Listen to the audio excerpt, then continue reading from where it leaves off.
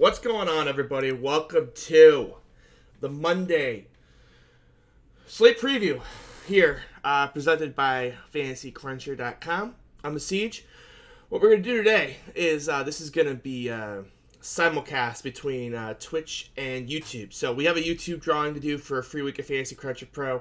I'll do that on tomorrow's stream preview, but just given everything that happened in the NBA, I kind of wanted to do this all together. One big stream, kind of talking through what's happened since basically the last time we talked, which was right before the trade deadline.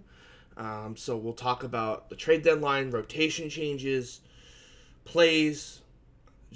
This week, I hate this week in DFS. Let me start with that. I hate this week. This is one of the worst weeks for DFS, in my opinion. We have all these new rotations that we don't know what's going to happen. We have players that simply have been hurt now for a month that decide to take these games off to get the extra days with the All-Star break coming. So there's always late news this week. Every year there's always a stud that takes this game off. Every year. Every year they take the Monday, Wednesday off. And it comes out of nowhere because it's an injury they've been dealing with forever and just playing through. So I just encourage everyone at the top, be responsible with your bankroll, play responsibly, and be ready to late swap. Be ready to late swap. If you're playing on DraftKings this week, be ready to late swap because you're going to get some good value that no one else is expecting when this news happens. Thank you very much, Wise Guy Locks, for your Tier 1 subscription. I really do appreciate that. I need to come up with a better word than really do appreciate that. Now it's like getting in my head. It's really bad. So I want to talk with the teams that you guys want to talk about first. My goal is to cover 7 to 8 of these. We'll see how quickly we get through them. So I'm perfectly happy to cover. I would like to start with the ones on tonight's slate, and then if there's other teams you guys would like me to cover, we can do that as well.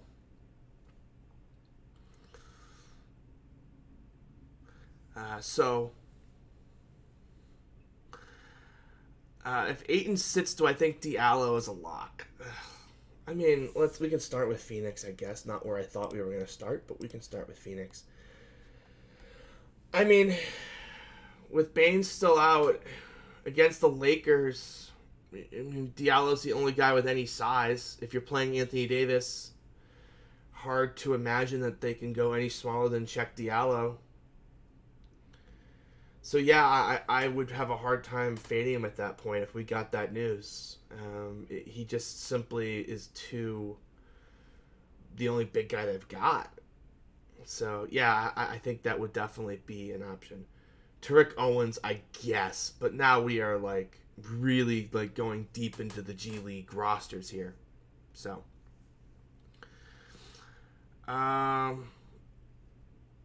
So let's. I kind of want to do this team by team. Let's do this team by team Twitch chat. We're gonna get completely off the rails if we don't do this team by team. So that's really the only thing here for Phoenix that we really need to do is to look at was the Diallo 8 news. So we can safely move on. And I'm gonna go ahead and start with Atlanta. Charlotte and Detroit. We know what's going on with Detroit, right? They're all out. It's Christian Wood. It's Thon Maker. It's Sekou in some order. I mean, Thon Maker's played big minutes. Christian Wood is just absolutely beasting because Christian Wood should be priced like an 8K player. So you guys know this one, so we really don't have to spend much time there on Detroit. Charlotte, pretty straightforward. No real changes to their rotation at all. Brooklyn, we've seen this one 100 times. Kyrie is out. Dinwiddie, they priced up LeVert on DraftKings to the point you really can't use him. So you're looking at Taurean Prince, Joe Harris, Garrett Temple as kind of your other options there. And I didn't realize the camera wasn't there. Well, let's get the camera back. So that's really our options there on Brooklyn. We have a huge sample size of that. You really don't need me to cover that. Indiana, the only thing you need to note here is that Victor Oladipo is 4,200 for reasons I don't understand. He's going to play 28 minutes, so Victor Oladipo is a really solid option. But everyone else is healthy for Indiana, so you don't really need me to get through that. That gets us to Atlanta. I don't trust probable tags this week, so that goes to what I was saying earlier about players randomly sitting. I don't trust any. If you're on the injury report this week, I don't trust it. Like, I am going to assume every player on the injury report is questionable because they are questionable. In just this one particular week, with the All-Star break right after this, the game's on Wednesday, players definitely, I've seen it, where they just are probable and they're just like, I'm just going to take these 2 days off and then I got 2 weeks of rest. So I just, if you're on the injury report, I assume that you're questionable. Why can't we use 7K Levert but 7,200 Christian Wood is acceptable? Well, let's take a look at 7,200 Christian Wood. So he's got a usage rate in the mid-20s, playing 35 minutes a game. He's been a 1.2 fantasy point per minute producer on the season. Great matchup against Charlotte. Plug him in for 35 minutes at 1.2. That's 38. And then you count for the matchup. That gets you into the 40s pretty quickly for value. For Karis LeVert, it's a very different story. You just can't trust the minutes, first of all. Like, you just can't trust the minutes. Like, you can see 32, 27, 33. He has been shooting lights out, so this is very unsustainable three-point shooting. This is unsustainable shooting from the field. He's just made some shots. So this is a overprice. And even if for 6X, right, you're looking for, let me check my math here, 43. Like, he didn't even do that in this game against Golden State, even with the unreal shooting. So he's going to regress. So, yeah, those are completely different situations. And, of course, Dinwiddie's just been playing bad, too. And Dinwiddie will be able to have higher usage rates than these over the long run. Good question, though.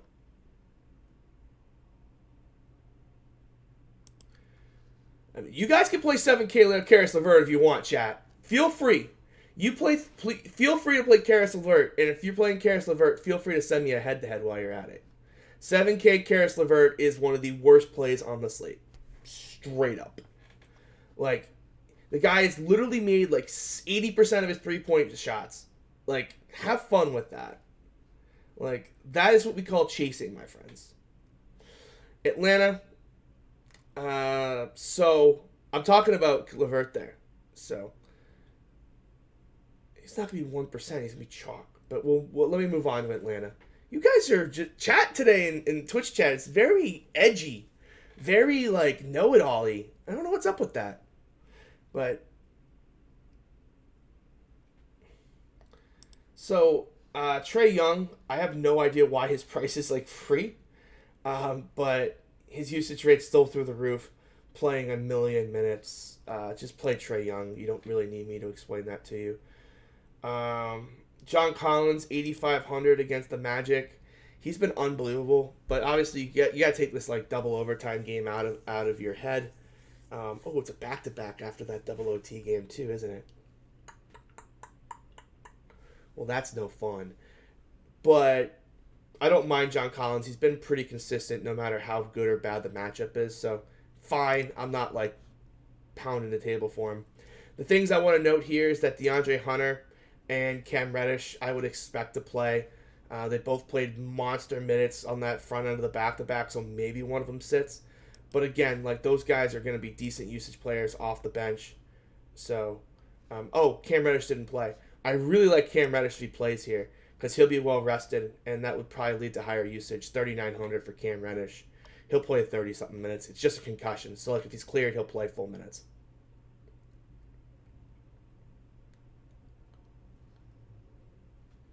I don't understand why you guys are all like down. It's Trae Young. Trae Young is really good at basketball. Like, the flight from Atlanta to Orlando isn't that long. Look, could Trae Young shoot poorly? Sure. But he's going to shoot the ball like 25 times. What are our other options for studs? Right? The other options for studs are Jokic against the Spurs, Towns against Toronto, and LeBron. Right? So it's not like we have this massive opportunity cost at the studs. I'm assuming Giannis is out for the part of this conversation. Just stick with me that Giannis is out. Right? Like, there's not a huge opportunity cost there. So, and Anthony Davis is, his questionable. I if I had a hot take on this slate, it's that Anthony Davis sits. But it's a hot take. So I think this is definitely a spot where I'm going to be higher on Trae Young than the field probably, because I think people are going to overreact to that double overtime game. Dwayne Dedmon played 33 minutes in that game, didn't start. I would fully expect him to start here and play similar minutes against the Magic. So that's another GPP option for you. If we just take a look at some rotations real quick, just try to get some usage stats here with Dwayne Dedmon on the floor this season. Trae Young's looking at is a 1.8 fantasy point per minute player. Hunter did well. So again, it's a very small sample size, one game, but again, these guys are all going to be in pretty good spots with Dwayne Dedmon opening up that floor, creating more space in the lane, and at that point, if there's space in the lane, then I feel pretty confident that Trae Young is going to do very well. I understand AD's probable. It's why I called it a hot take. Hot take. Anthony Davis sits. It's a hot take. That's why I called it a hot take. For the Magic, no real injury news here. Same old, same old. Everyone's priced up. No real interest in any Magic players today. Let's talk about Minnesota. I think this is the make or break team of the slate today. So we've got D'Angelo Russell questionable. I am assuming D'Angelo Russell is going to make his home debut here on Wednesday against Charlotte. That's a pretty winnable game. I can't imagine he's going to make it in Toronto. But then again, he traveled to Toronto, which is a pain in the ass to travel to if you're not going to play. So we'll see. That's kind of I'm kind of up in the air on that one. Again, this week, I just kind of assume if you're on the injury report, you're going to sit. That's just how my brain works this week. You really can't get surprised if you plan on everyone sitting. So I'm planning on Russell sitting, but he's a great play if he plays. Thank you very much, James, for your Twitch Prime subscription. I really do appreciate it. No injuries in the Magic when they have the fourth highest total and 11 points above their average. But everyone's priced up. So DraftKings has, over the last couple of weeks, changed the way they do their pricing scheme. And I talked about this a little bit on Thursday's stream. Thank you, Claw935 for the 100 bits. What leads you to believe AD sits? I'll get back to that after I talk about the Magic first. So, the Magic totals are priced up, right? But look what DraftKings has done with the pricing, and maybe you guys can't see the arrows. Let me just blow this up a little bit real quick, right? They've priced everyone up. So up from 8,200, up from 6,300, up from 5,600, right? They're pricing everyone up for matchups. So you're no longer just getting great matchup pricing anymore. DraftKings has changed that. They've cut down on the MPE, and they've raised the price based on matchup. So the super obvious matchups, your Atlantas, your Golden States, you'll see when we get to Golden State, the pricing on everyone is way through the roof. And so you're not getting the value that you normally would. So you have to be looking for these second tier options now. DraftKings has just decided to get rid of all like the super obvious plays like stacking against Washington and Atlanta. You have to pay for it now. And it's no longer the gimmies that it was earlier in the season. So that's why I'm not high on the Magic. I think everyone's price is right. And I don't really see a ton of value here. And I also think Atlanta is going to be a better defensive team moving forward than they have been up to this point. So I really don't see myself stacking against Atlanta a lot the rest of the way. What leads you to believe Anthony Davis sits? So this is a schedule thing. So let me just pull up the ESPN schedule. So first of all, he's been dealing with that shoulder all season, right? And he's missed games occasionally for it. He's going to have to go to All-Star Weekend in Chicago. He's not going to get the rest that everyone else is getting. And obviously, they really care about the playoffs here more than the regular season. So I looked at the schedule, and I noticed that they were playing a very winnable game today without him in Phoenix at home. They can win this game without him. And then I looked at who they were playing Wednesday. They've got this big game at Denver for the seeding, the number 2 seeding. Like, this is a huge matchup between Lakers and Denver. And getting Anthony Davis some rest heading into that matchup. They haven't played since, I believe, Friday. I don't believe okay, they played on Saturday. So, but still, like if you rest him here, then you get him 4 days of rest before that big matchup, and then he can go ahead and then get the All-Star break. He has to go to Chicago, but still, he won't be playing a ton of minutes. So, it's a hot take. I think this is a really good spot for Anthony Davis to take a game off. So, that's why I'm personally going to fade him. I think he's a fantastic option if he plays. As we mentioned, Phoenix has absolutely no one of size on the floor. But I do think this is a really good spot for the Lakers to just be like, you know what, AD, we don't really need you today. What's up, Narco? DK pricing sucks. FanDuel, on the other hand, has some great pricing. It's funny. That's a hot take, but I was going through it, I kind of thought the same thing. So let's talk about Minnesota.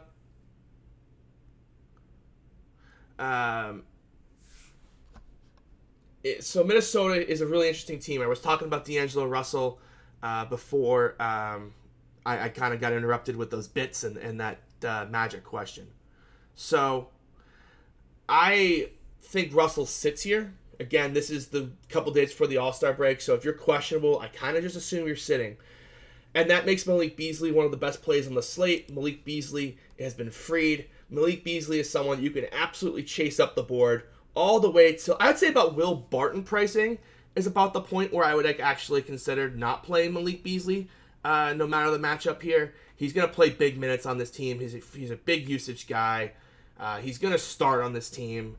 If Russell plays, it's not quite as like this slam dunk play, but I'm going to ride Malik Beasley all the way up to the 6,500 range. So I have no issues with Malik Beasley. If Russell sits, Jordan McLaughlin is worth every bit of 5,300. He's been really fantastic. He won't shoot this well, but I do think he's going to be an 18-8 guy in terms of just 18 points, 8 assists with this team, playing that kind of minutes. And at that point, that's like 32 fantasy points. So for 5,300, and with ceiling for more, I'm perfectly happy to play that guy. Hernan Gomez, I think, is a really interesting GPP play today. So he only played 27 minutes that first time out in the Clippers. They destroyed that game. But I also think that that was a size issue. He was in foul trouble, and he didn't really need to be on the floor with Paul George and Kawhi Leonard. They're kind of more switchy threes than they are a true four. Here against Toronto, no such issues against Pascal, bigger player. I'm looking for Guancho to play in that 33 to 35 minute range. So he didn't get the full price increase because he didn't play the minutes. So I do like Guancho here a lot as well. If Russell plays, it's a brutal matchup. He does really well. Let me phrase that. In the past, he's always done really poorly against teams that switch screens because he really can't drive. The question is just with Towns, how often are teams going to switch? I'm not sure. I haven't seen it. So I probably would play Russell, but I also would be... Maybe I'd pass. I don't know. I have to see how the slate plays out. But I'm not saying I wouldn't play him, but I'm just not sure he's this elite option at 87. Question in the chat, who gets the most time at small forward in Orlando? I mean, I don't think it really even matters. It's probably Terrence Ross, but I don't think it really matters. I really think playing the Magic today is a big mistake. Like, with James Ennis here, their rotation is going to be really big. Like, I would really encourage you guys to not play the Magic. I could see an 11... We actually have, what is that, 3, 6, 7, 8, 9, 10... Oh, we're projecting an 11-man rotation, and I really agree with that. So, I would be really careful here if I were you on the Magic. Because if they play 11 guys... Like, there's a lot of teams rolling out 7, maybe 8. So, don't get caught up there just because of the pace-up spot for the Magic.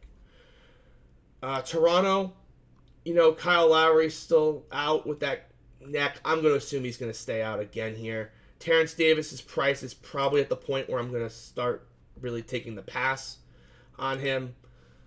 But, I could see wanting to play him. But I think OG Anunoby 3,900 is the better option. I know he had a bunch of rough games, but I do think this is a better spot for OG. So I would take a look at OG at 3,900 if I was looking to play a Raptor today. everyone's cheap on FanDuel, guys. Like, asking me, like, who do you want to play? Like, for example, I'm going to pull this up on the secondary screen. I don't want to. But, like, every center on FanDuel is cheap, right? So, Thon Maker is 4-1. That's a joke. Dwayne Dedman is actually the only one that's priced up over there. But Nikola Jokic is 11-3. That's expensive, but it's worth it. Kelly Olynyk's 3.6 starting against the Warriors. I'd much rather do that. JaVale McGee is 3.8K. I would much rather do that. If Ayton is out, I would much rather play Tariq Owens at 3.5K. So I'm not getting the Vooch on FanDuel. It's just not going to happen for me. Okay, let's move on to Sacramento and Milwaukee. This is one of the more interesting games on the slate. So we'll get to Miami when we get to Miami, guys. We're going game by game. We'll get there. We're only 25 minutes in. I got you. We'll get through it all. I promise.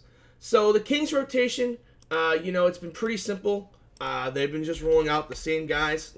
I have it here. So actually, let me pull it up from against the Heat. So again, you can kind of just see playing big minutes here. They actually closed with Bazemore over at Barnes, which was actually a joy to watch. But you can just see they're playing Bogdanovic, Fox, Hield, Bjelica, big minutes. Against Milwaukee, this is going to be more of the same here. So, again, against Milwaukee, Milwaukee gives up the most threes in the league. Now, players don't shoot particularly well because they're normally good at contesting. But if Giannis is out, and I can't imagine a regular season game against the Kings is worth even a 1% chance of missing your first child being born, that's my guess. That's a guess. I just can't imagine that being the case. So, then again, Giannis is also a freak and loves to play the game, so maybe.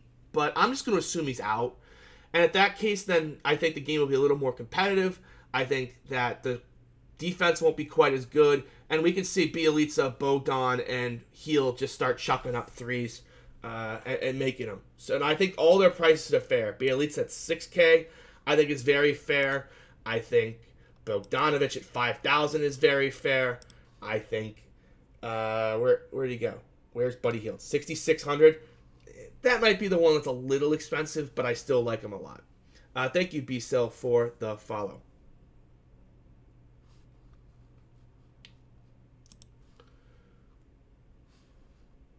Is that an early game? That's a 8 p.m. game. So yeah, that's why Giannis is out. Has that personal issue is for the birth of his child. So yeah, I don't know. Obviously, I'm not there. I don't know. I just merely can't imagine missing that for a basketball game. But people are wired differently, so I don't want to assume anything. But just as I'm looking at this game right now, I'm assuming Giannis is going to sit. The spread, by the way, I think is telling me something else. I think the spread is telling me that he's going to play, but I can't really get myself to believe it. If Giannis plays, doesn't really change anything for me, other than I'm probably going to play Giannis on my teams with the Kings. So, like, if I'm playing Giannis, I'll make sure it's paired with Bjelica and Hield or Bjelica and Bogdan. I'll just correlate it at that point if he does go. So that's really the only difference that would happen here.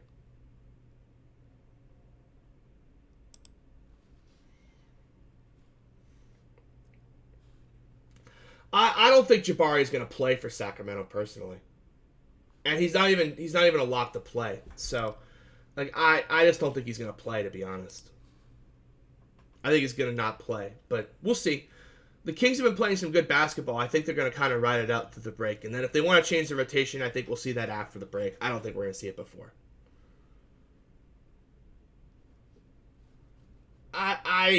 Maybe the Bucks are 10-point favorites without Giannis. I kind of can't see that, but it's possible.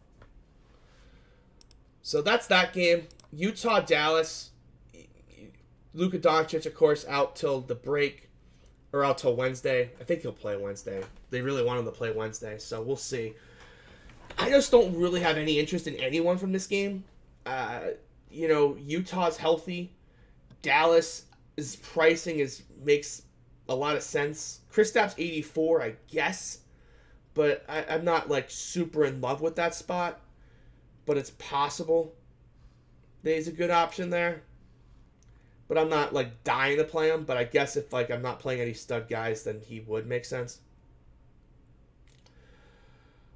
Jalen Brunson, Mike Conley's price is up.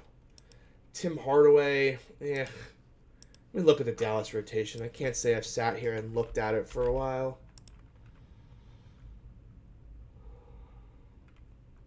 Yeah, that's a whole lot of playing everybody.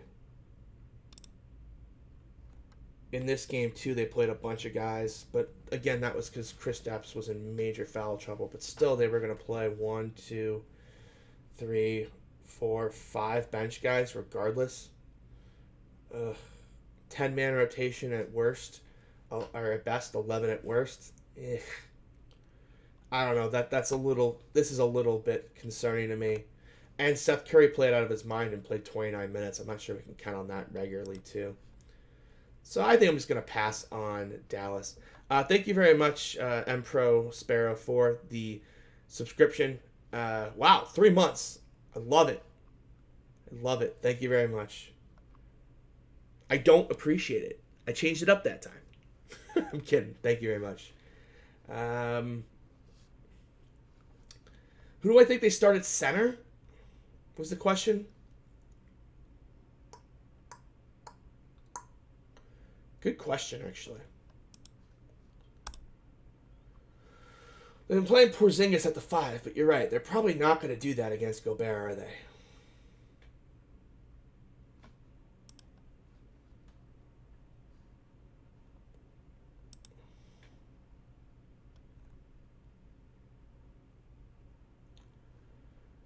Kleba could start? That's a good question, though. So against the Pacers and Grizzlies that played 2 bigs, they started Kleba. So I'm going to guess they're going to start Kleba. Yeah, and they did it. They started Willie Cauley-Stein here, but that was the game that Kristaps missed on the back-to-back. So I'm going to assume they start Kleba. Obviously, he's a little bit undersized for the role, but I think they will start him, and he is 4,700. Not terrible, just hasn't really flashed a ton of ceiling, but if they start him at the 5 against Gobert, it could be a ceiling spot where they stretch him out and shoot some threes.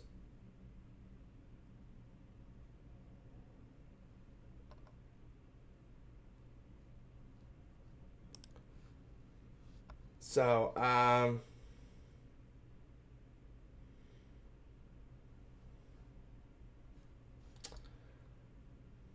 let's see. What else we got here? I think that's it for this game.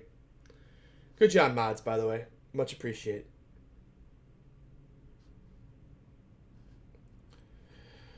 All right, let's move on to San Antonio and Denver.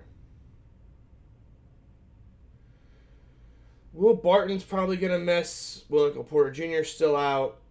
The options here I really want to talk about is Jeremy Grant, 4,600. I think he's a pretty good GPP option here.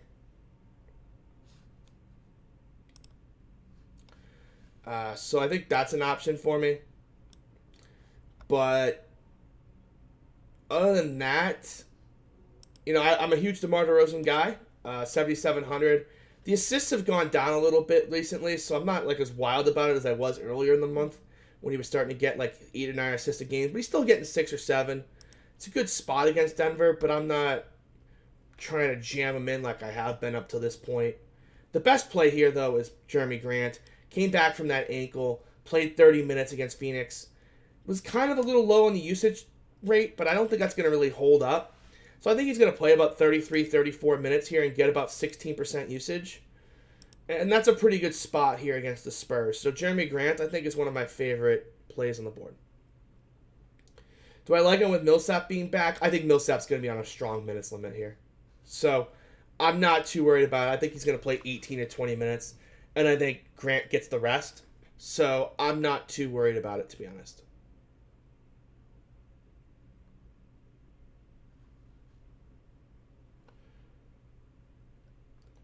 For the Spurs, LaMarcus Aldridge is an option, but it's not the greatest spot against Denver. Had some good track record against Denver, though. So, maybe. Maybe you can go with LaMarcus Aldridge, but I'm not desperate to get to him today with all the value we got. Yeah, completely agree, UNC. I don't think there's any chance that Paul Millsap gets over 24 minutes before the All-Star break. All right, let's move on. Miami at Golden State. Kendrick Nunn, Goran Dragic, Duncan Robinson, Damian Lee. I'm sorry, not Damian Lee. Derek Jones Jr. all take hits with Jay Crowder and Iggy being there. So right now the Heat are playing 3, 6, 9, 10 guys, maybe even 11. So this is kind of a situation that's a complete opposite of what we had. That being said, it is still the Warriors. It is still a very good spot for players.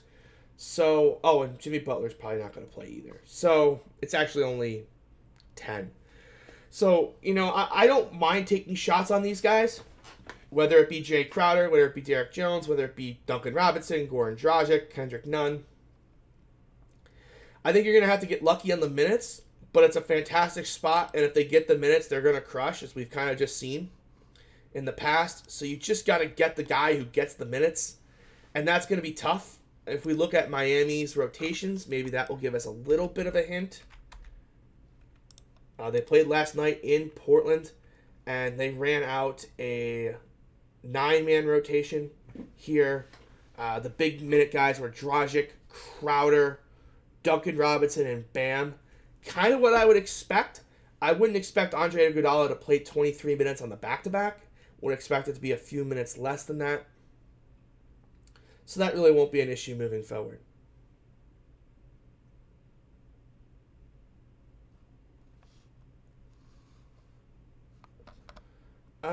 Is there an ideal usage rate for bigs?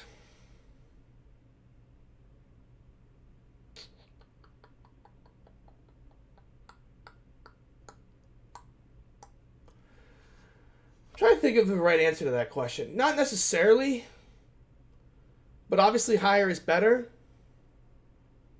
So, thank you, A. Bizzle, for your Twitch Prime subscription for 3 months. God, can't believe it's been 3 months already. Thanks, guys. Really do appreciate that. Yeah, I also took the alert box off the screen too. I had the same concern, UNC, so we'll be good there. Adebayo, it's a good matchup. You're paying the full freight for Bam.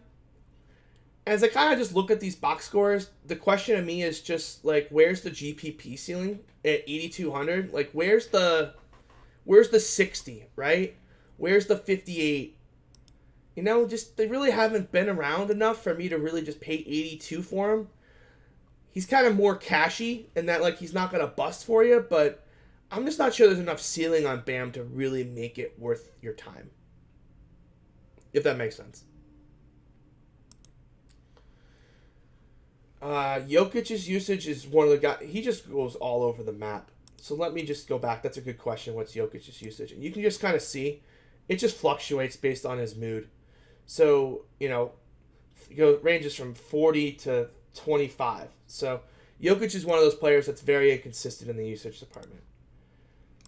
For Golden State, so they traded away half their team. They signed Kevon Looney and Kai Bowman to contracts. I'm not really going to touch Kai Bowman in this tough matchup. I'm really not going to touch Damian Lee. I think the only guys I have any interest in rostering are Marquise Chris. I mentioned him in that Lakers game as an option. He went off. I don't think he'll do that again. But I don't mind Draymond Green here too. I think he's going to really show up, Andre. I think he's going to show up today. So I don't mind him at 6,700 either. But this isn't a team that I'm super willing to attack today. Jordan Poole, I guess, is interesting. But again, I'm not loving it. The matchup's tough. I'd much rather play these guys in a better matchup.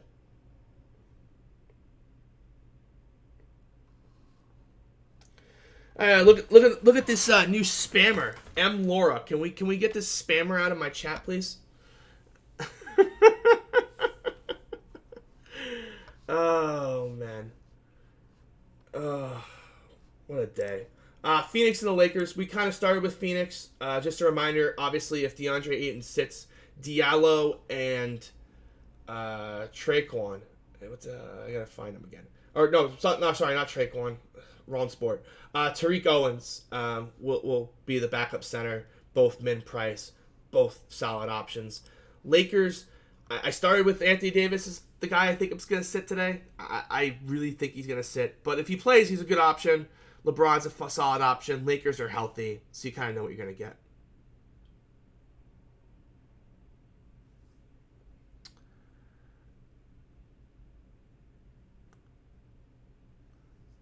I need to watch Manny's stream from today. I actually was going to watch Manny's stream later anyways, because he talked about a topic that actually was really intriguing to me. It actually was something I wanted to talk about on one of my streams, and that's projections. So he talked about, I'm assuming that differences between projections actually was the topic of the day. So I'm really looking forward to that. And then he has XFL observations. So we'll talk about that as well. So we'll definitely do that. But tomorrow we're going to do a Fantasy Cruncher show. We're going to look at some FC tools. On Mondays, I just do these. I do these previews because I know that everyone isn't just paying attention to the NBA over the weekend. So I kind of just want to give you guys a refresher, kind of what you missed. So I kind of don't like these shows to do them. I feel like I'm lecturing, but I also understand that you guys love NBA. You've been gone all weekend. Maybe you were watching XFL like me all weekend, and so you weren't paying so much attention to the NBA. So I kind of like to do these recaps on Mondays, but I do want to start talking about more Fantasy Cruncher related content on these streams. YouTube watchers, of course, you'll know your Slate previews will always be here on YouTube daily. That's not going anywhere, but we're going to start doing some more Fantasy Cruncher related lineup study, lineup rewind, projections, randomness. We're going to make it a thing. I'm really going to push it the next month and a half on the back end to really make this Twitch stream more informative to help you guys build better teams. And we'll cover different sports. We'll cover XFL.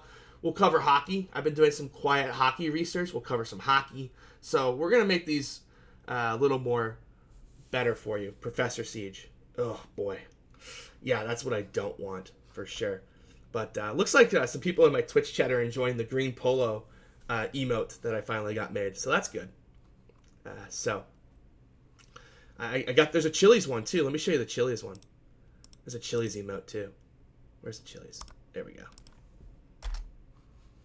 So with that, guys, I really do appreciate you tuning in for the NBA Slate preview. If you're on YouTube watching this, please hit that subscribe button, hit that like button.